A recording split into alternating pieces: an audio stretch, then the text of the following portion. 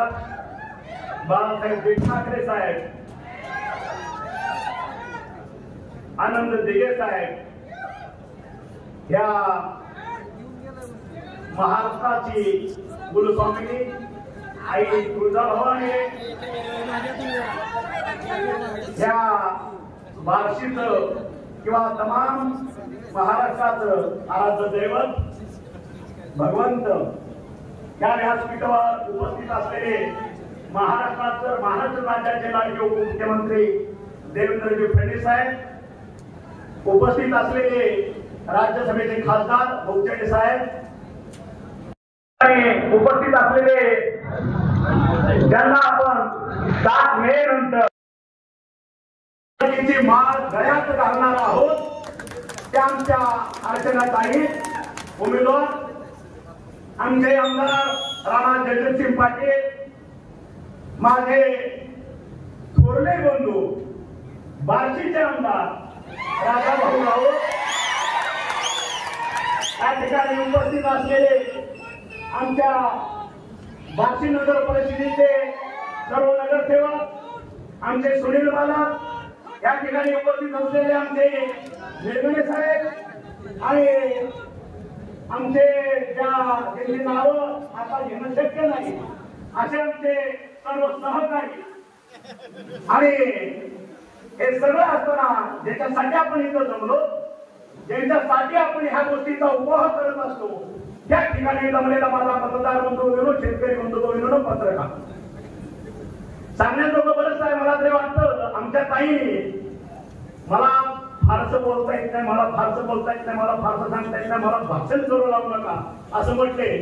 मला वाटतं ह्या धाराशिव जिल्हा लोकसभा मतदारसंघातला A to Z पॉइंट त्यांनी एकही चिठ्ठी समोर घेता तुमच्या पुढे त्याचा पाडा वाचून टाकला. त्याच्यामुळं मी माझ्या ताईचं आपल्या संपूर्ण बार्शीकरांतर्फे अभिनंदन करतो, त्यांना धन्यवाद देतो.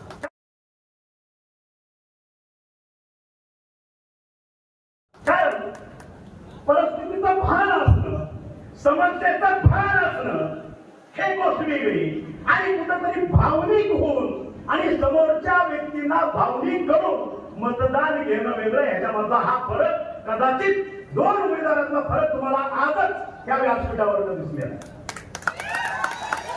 विकास विकासाच्या पद्धतीने चालतो, भावना भावनेच्या पद्धतीने चालतो.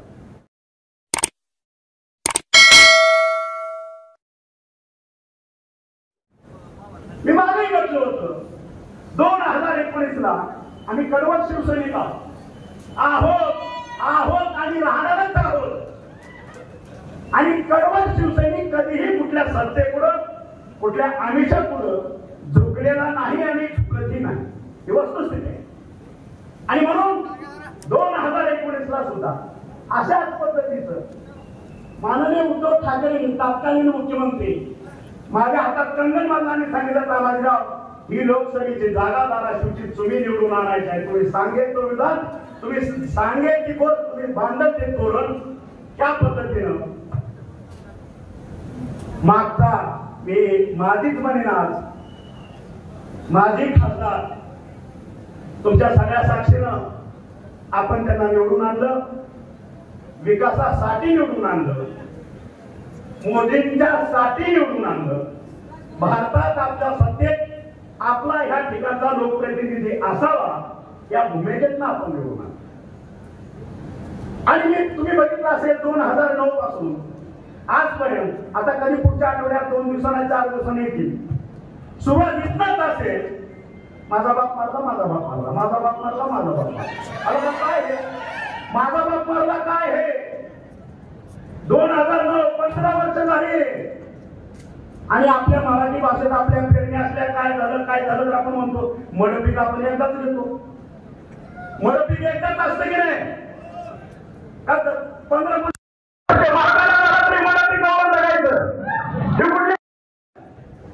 ज्यावेळेस भावनेच्या हारी जाऊन लोकांनी तुला एकदा आमदार केला, तुला निवडून दिलं, त्याच जनतेनं 2014ला तुला घरी बसवला, तुझ्या भावनेचा उद्रेक तुझं संपलं. आणि त्या 2009च्या माझा बाप मारला असं करत 2024 पर्यंत माझ्या तमाम 20 लाख जनतेचा तुबार मारायला निघाला. ना रुपयाचा विकास, ना रुपयाची पावती, ना रुपयाची कोणाला मदत. ही काय पद्धत आहे?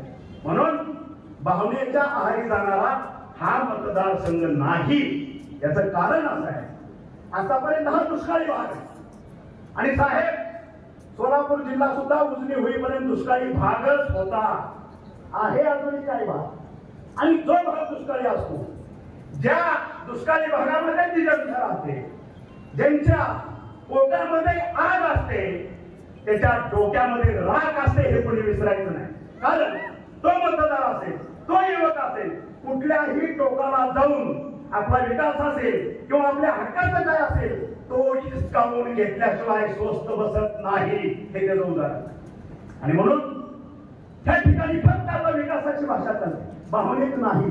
विकास आणि विकास